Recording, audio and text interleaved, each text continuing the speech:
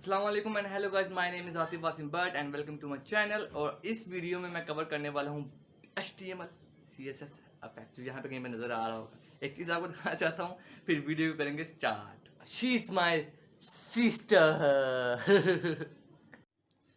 को सबसे पहले वो प्रोजेक्ट फोल्डर जो कि मैं बना चुका हूँ सो डॉक्यूमेंट्स में, और यहाँ पे CSS इफेक्ट में। तो आपने भी पूरा एक प्रोजेक्ट फ़ोल्डर बना लेना है। जो भी आप जो भी आप OS यूज़ कर रहे हैं, विंडोज़ या लिनक्स या iOS एप्पल का, उसके अंदर एक इमेजेस का फ़ोल्डर बनाना है। और यहाँ पे 2 इमेजेस पड़ी हुई हैं। गिटहब में मैं लिंक दे दूँगा, आई होप सो। गिटहब का लिंक दे दूँगा, वहाँ से जाके भी आप इमेज उठा सकते हैं।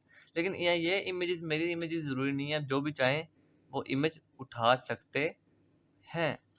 ओके? सो